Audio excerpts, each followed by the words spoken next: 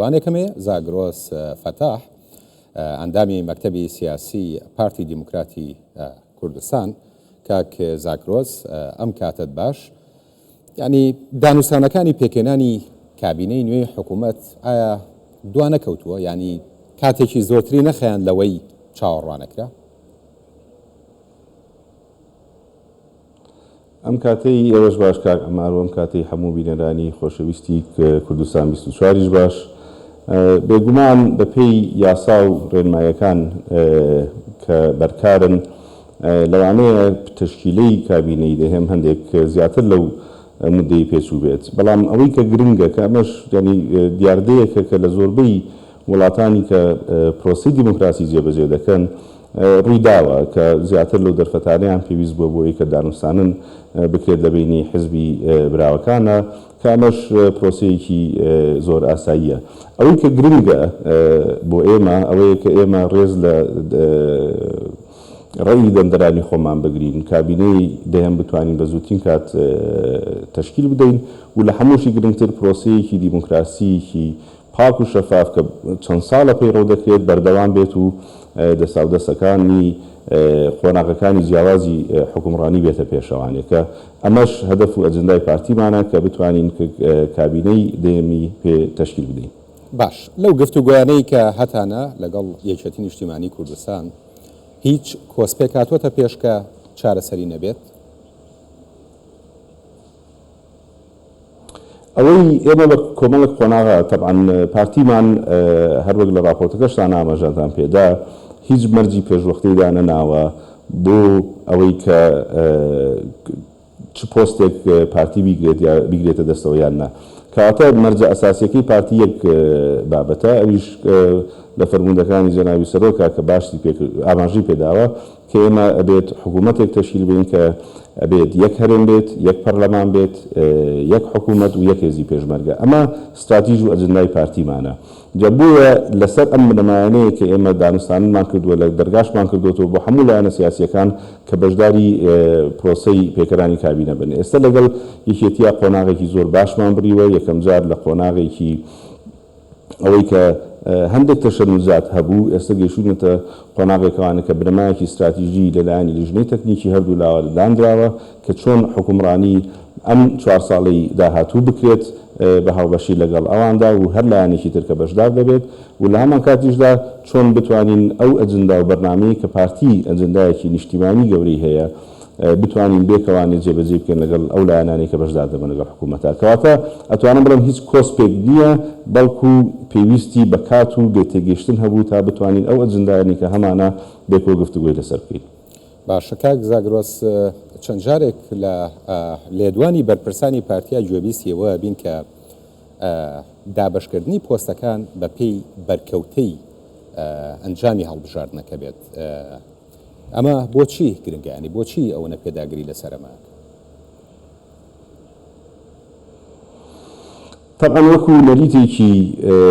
پرۆسەی دیموکراسی کە بەتایبەتی لەم هەڵبژاردنە ئێمە زیاتر لە 170 دانیشتوانی هەرێمی کوردستان داخلی پرۆسەی هەڵبژاردن بوون پێویست دەکات کە ڕێز لە دەنگی هاوڵاتیان بگیرێت و پێی استحقاقی انتخاباتی پۆستەکان دابەش بکرێت بەس با ئێمە سێرێکی مێژووی حکومڕانی هەرێمی کوردستان بکەین لە یەکەم تشکیلی کابینەوانێ تا ئێستا پارتی ئەوەی کە بەلایەوە گرنگ بۆ پۆست و پلەکان نەبووە بەڵکو ئەو ئەجندا نیشتیمانیە بووە کە ویستوێتی لە ڕێگەی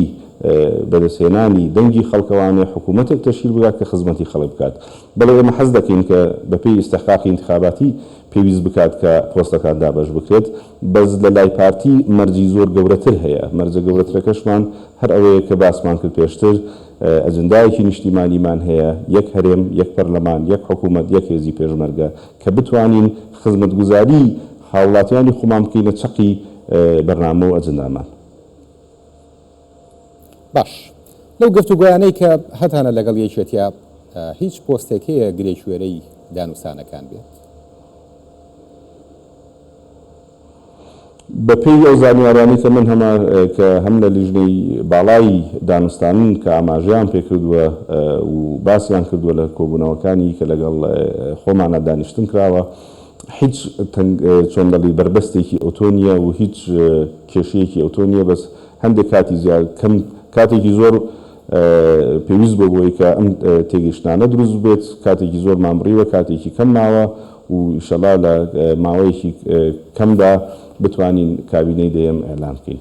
باش ئەو ماوەکەمە تقریبان چەنە خەیانی، ینی جەناب تەزانی ناوچەکە بە ئاڵنگاریەکی زۆرە ئەڕوات، ینی زۆر قسە لەسەرەوە کرێ پەلە بکرێت لەسەر پێکێنانی کابینەی نوێی حکوومەت، تەنانەت ئەو شاندە دیبلۆماسیانەی کە دێنە هەرێمی کوردستان و پێچەوانەشەوە هەرێمی کوردستان سەردانی وڵاتانی دیکەیەکە هەمیشەم قسەیان پێ وترێت یان پەلە بکەن لە پێکێنانی کابینەی نوێ.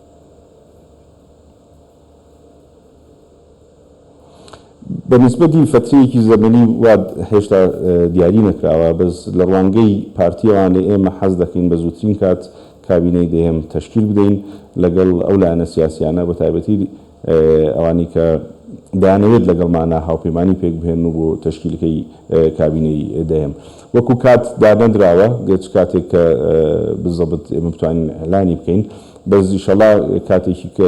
کەمی ماوە تاوەی کە کابینەی دەیەم بتوانین بە زووترین کات ئەعلانی بکەین. باش کاک زاگرۆس، کابینەی نوێمی حکوومەتی هەرێمی کوردستان ینی ئاڕاستە و استراتیژی کارکردنی خۆی هەبوو. چەند گرنگە ئەم ئاڕاستە و استراتیژەی کارکردن لە کابینەی نوێی حکوومەتی هەرێمی کوردستانیشا بەردەوام بێت؟ کاغەمەر ئەگەر سەیری بکەین ئێمە لە کابینەی نوێمە ئاراستەی حکومڕانی جەنابی کاک مەنسوور بارزانی کە ئاراستەیەک بوو چاکسازی بوو، هەمە چەشنکردنی ئابووری بوو، کەمکردنەوەی بێکاری و هەژاری بوو، لە هەمان کاتیشە چەقی استراتیژ و ئەجندای کابینەکە خزمەتگوزاری و گەیاندنی خزمەتگوزاری بوو بە هاوڵاتیان.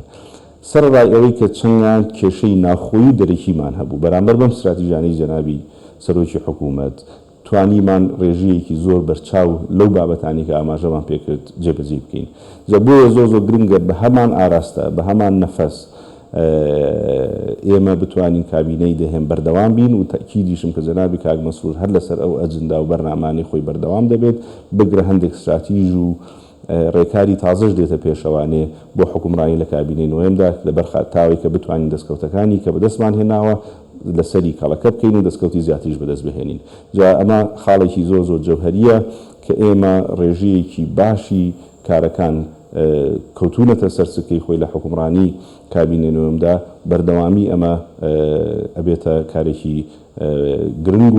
و جەنابی سەرۆکی حکوومەتیش من تەکیدم کە لەسەر ئەو ئەجندایە بەردەوام دەبێت و تا بتوانێت دەستکەوتەکانی کە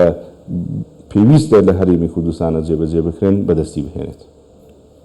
بەڕێز زاگرۆس فەتاح هەندامی مەکتەبی سیاسی پارتی دیموکراتی کوردستان، سپاس بۆ بەڕێستان کە لە پیرمامەوە لەگەڵ ئێمە.